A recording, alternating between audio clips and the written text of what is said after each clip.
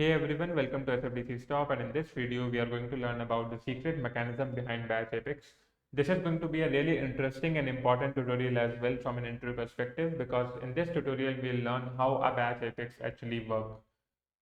So let's see what we have implemented so far. So if you remember, in the previous tutorial we created a batch class to opt out the contact records from email, call and fax whose unsubscribe date has passed.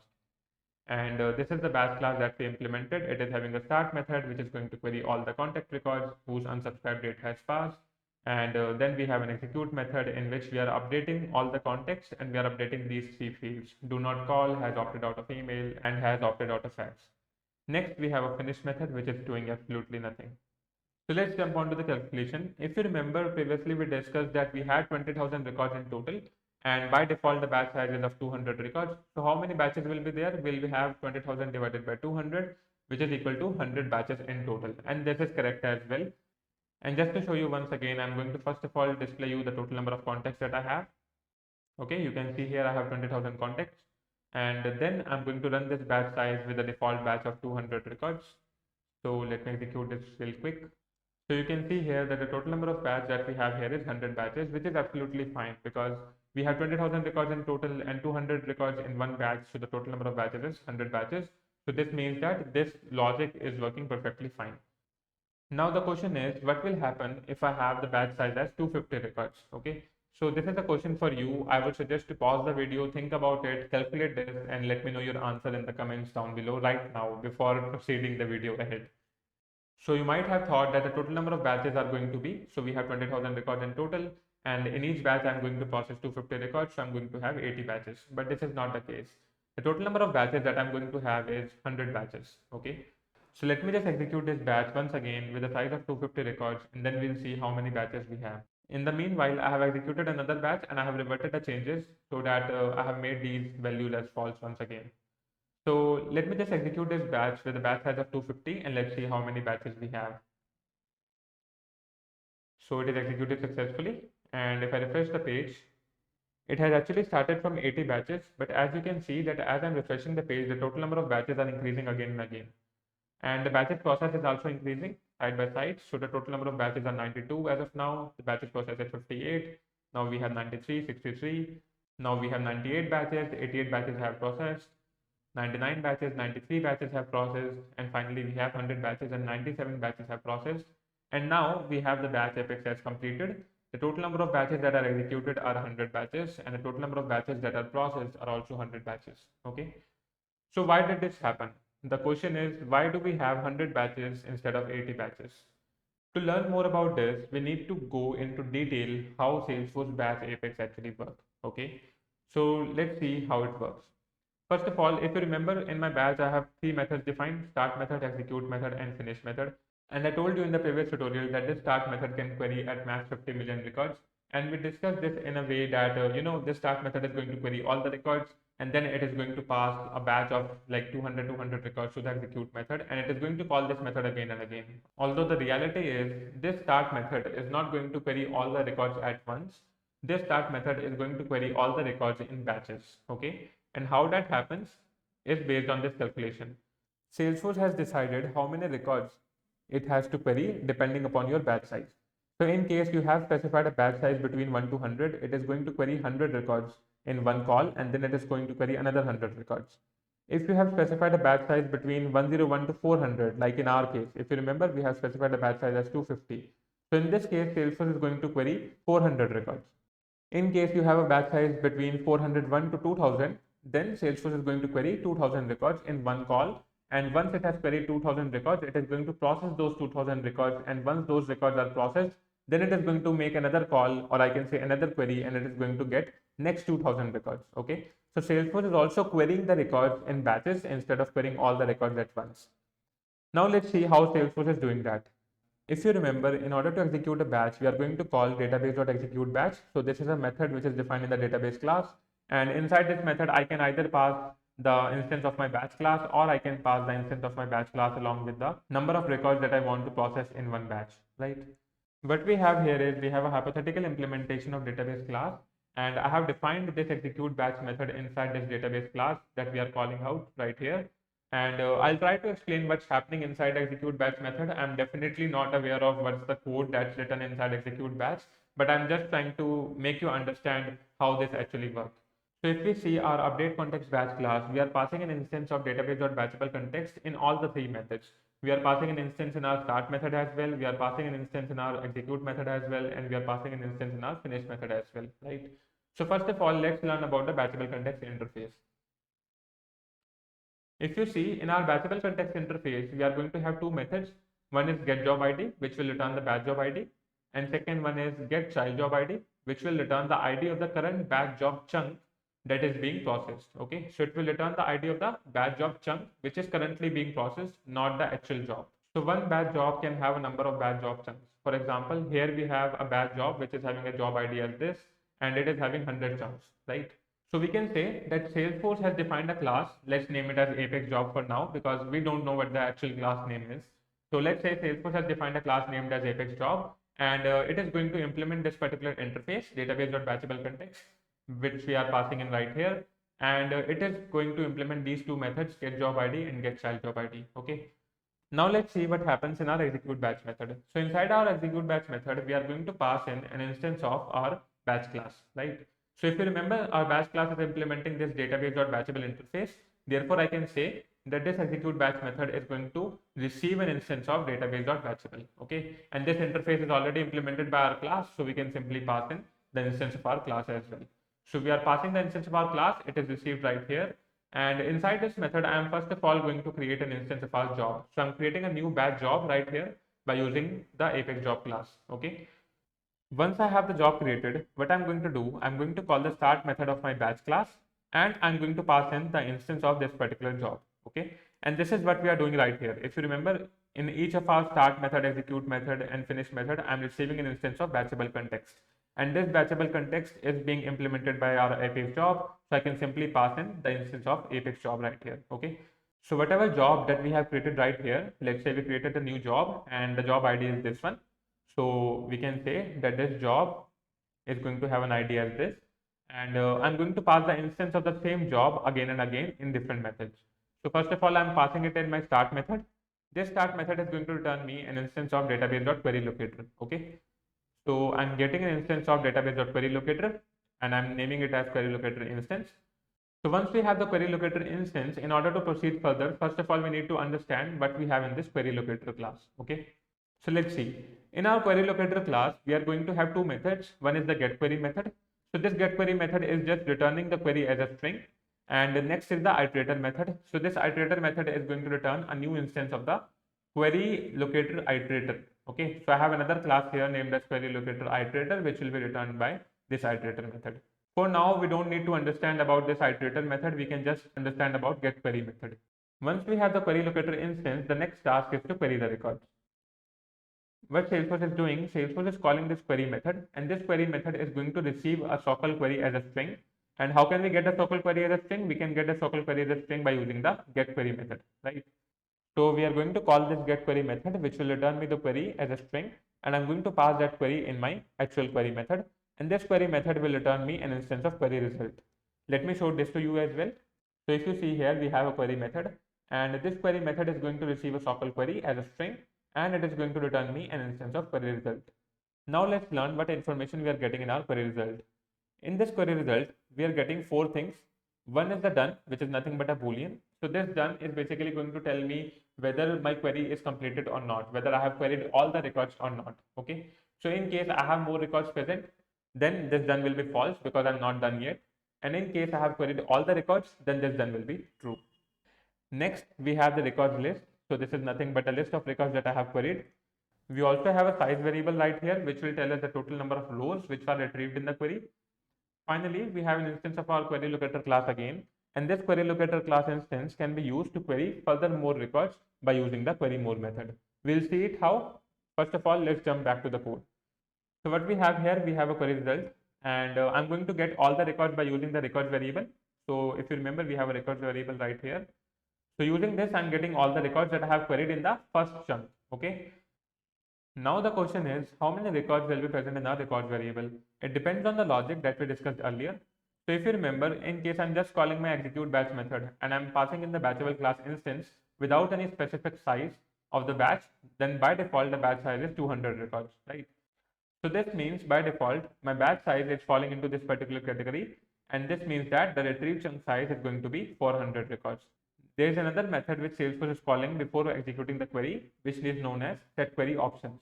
And in this set query options method, Salesforce can specify that how many records it wants to query in one go. Default batch size is 200 records, which falls in this category, and therefore the retrieve chunk size is 400 records, and therefore Salesforce is going to set the query options by passing in 400 records, and it is going to specify that I want to query 400 records in one go. So this means that this record variable will be storing 400 records.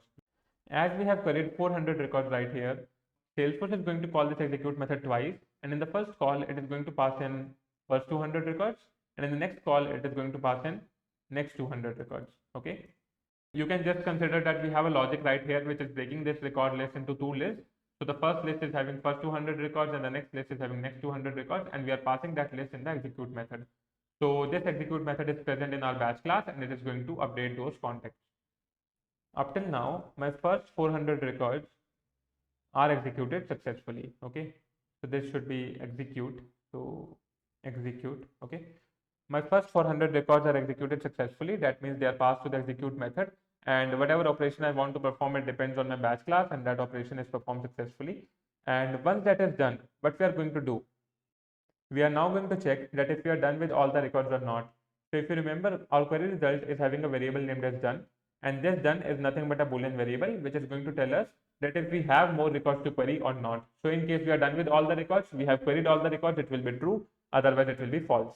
So that's why I have specified a not condition here, that in case we have more records to query, Salesforce is going to call query more method, and inside this method it is going to pass an instance of query locator, right?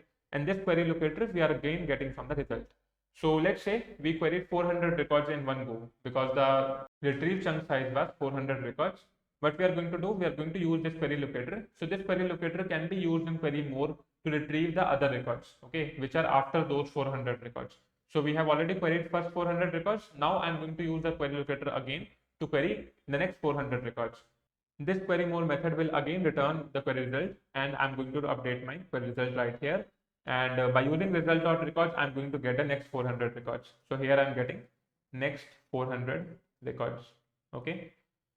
Once I have the next 400 records, I can again call this execute method twice in a batch of 200 records, which is my default batch size. So I can say I'm going to use first 200 records, and I'm going to pass it to my execute method, and I'm going to pass next 200 records to my execute method. So I have some logic right here. I'm not writing the logic again, but the thing is that this execute method will be called twice based on the number of records that I have to process.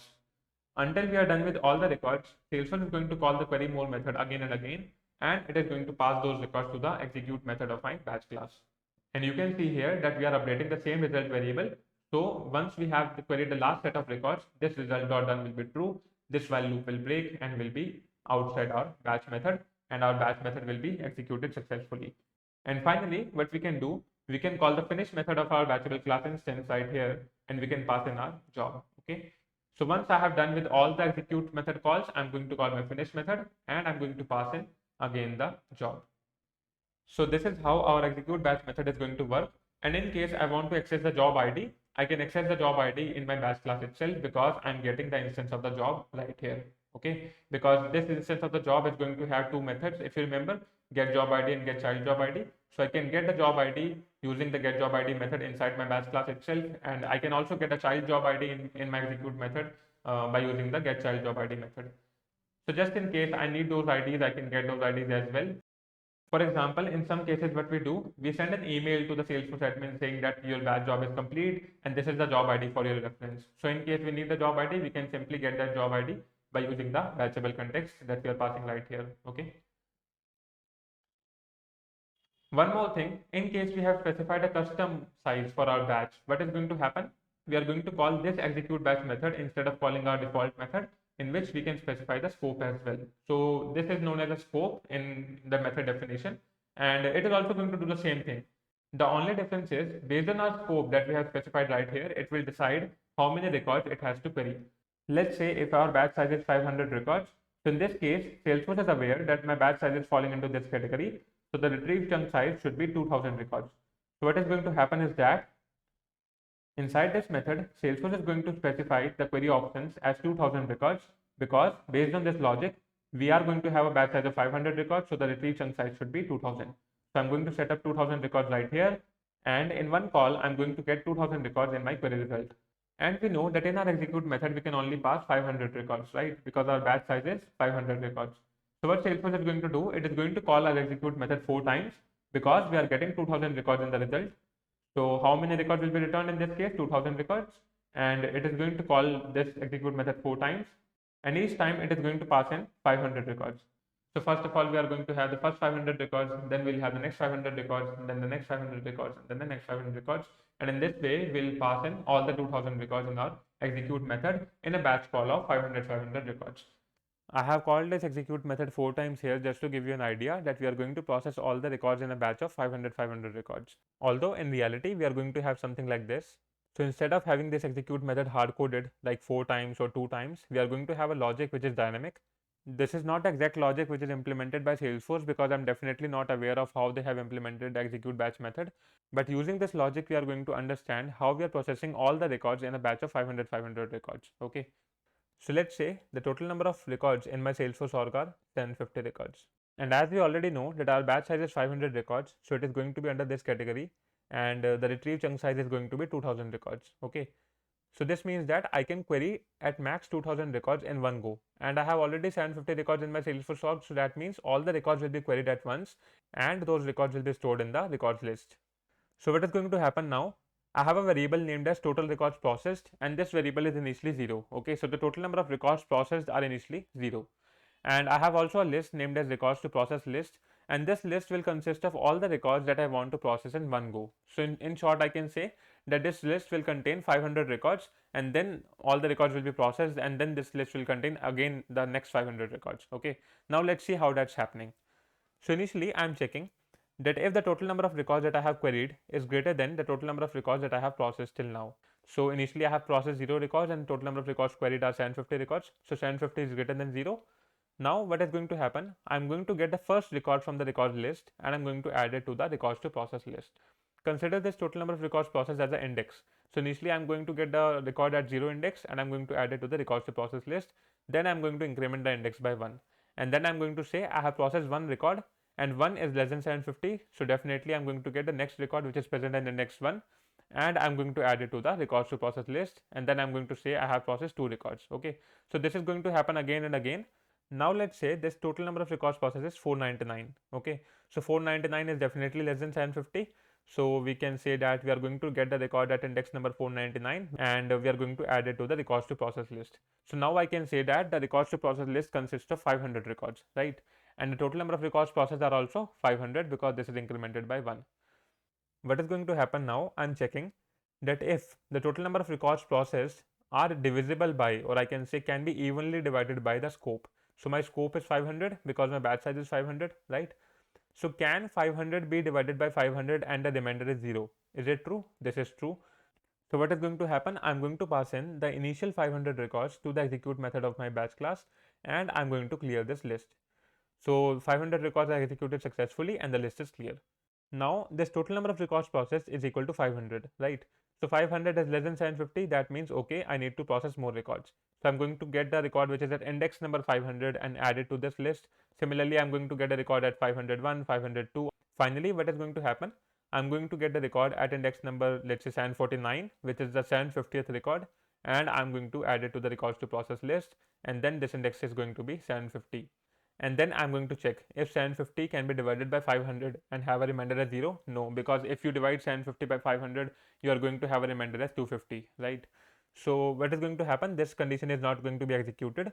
So if you go above here, now the total number of records processed are also 750 and the total number of record size, which is also 750. So this while loop is going to break. So this while loop is basically used to check that in case I have more records to query. Although in this case, I have already queried all the records at once, so I don't have any more records to query. So this while loop is definitely not going to be executed. What I'm going to have another logic here, which is like this. So this will check at the end that in case my records to process is not empty, that means after executing all the records in a batch of 500 records, if I still have some records which are left, for example, right now I have 250 records left, right? So what I'm going to do, I'm going to execute those 250 records and I'm going to clear this list once again. So in this case, these records will be 250 records. However, the scope is still 500, okay? Because this is the logic which is going to execute the leftover records. Similarly, we can say that instead of having these two execute call methods, we are going to have a similar logic right here as well, okay? So we are going to use the same logic that we have defined above in this case as well, and we can say that we are going to initialize the total records processed to 0 again, okay? So this is the case when we have more than 2000 records which cannot be queried in one go. For example, initially we considered that we have 750 records that I'm processing in a batch of 500 records, right? But now let's say I have 2100 records. So what is going to happen? Initially I'm going to have 2000 records which are returned using the query method, right? Then I'm going to process those 2000 records in a batch of 500 records. So those will be executed perfectly because I have the batch size which is 2000, which is easily divisible by 500. So even if this total number of records processed is equal to 2000, it can be easily divided by 500, and the last batch of 500 records will be processed using this execute method itself, and then this list will be empty. And finally, I'm going to check that if I have more records to query. So yes, I have more records to query because the total number of records are 2100. So I'm going to query 100 more records right here, and then I'm going to check that if the total number of records dot size, which is 100, is greater than the total number of records processed, which is again 0, because those 2000 records are processed, which are fine. Now I have to process the next 100 records, right? So I'm going to add those 100 records using the new records list into this records to process, and then I'm going to increment this one by one, and finally this variable is going to have value as 100, and 100 cannot be divided by 500 with a remainder as 0. So this condition is not going to be executed, and finally I'll have this condition once again, which will say that we have 100 leftover records because those records are added to this list, and I'm going to process those 100 records. However, the scope is 500. And finally we are going to clear this list and we are going to finish our batch job. So we can say that depending upon our batch size and the number of records that we have queried, we are going to process those records in the batches, and whatever leftover records that we have, it will be processed at the end. One thing I forgot to mention, which is that this check should be above as well. So instead of having it only here, we should check it here as well. Why? Because if you see, this records list is reinitialized here, and we are again adding the records to process list, and we are reinitializing it to 0, the total number of records processed. So we should clear out all the records that are left over before querying the next set of records. Also, we should have this if condition inside the while loop right here, okay? And so what I'm telling here is I'm saying that initially we queried some records, and then we processed those records in the batch of 500 records or whatever the scope is, and then we checked if there are any leftover records, we need to process those as well. Then we queried some more records using the query more method. We processed those records in the batch of 500 records, and then we again checked that if there are any leftover records, process those as well, and then query more records and do the same thing again and again. Okay, I have also created a batch calculator for you that you can use to find out how many batches will be there in total.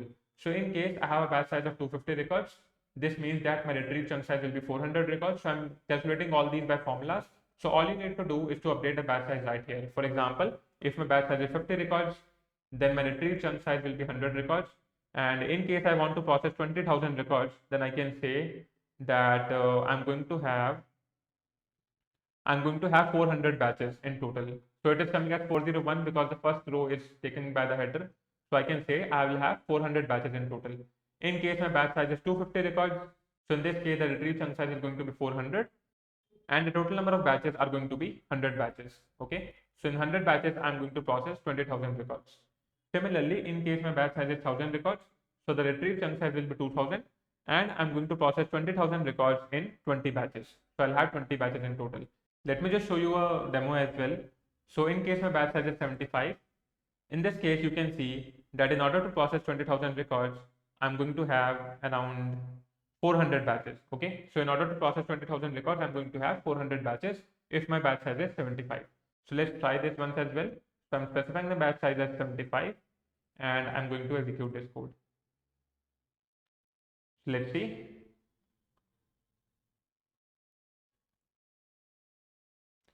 So my total batches has started from 268, Now it is 273, 276.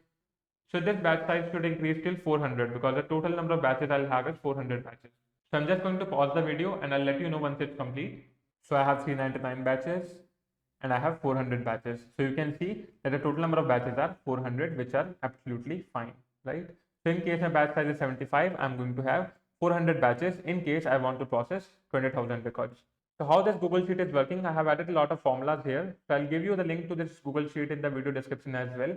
It is going to tell you what are the total number of records we have queried till now, the number of records we have currently, the number of records we can process, and the number of records we have left over after processing.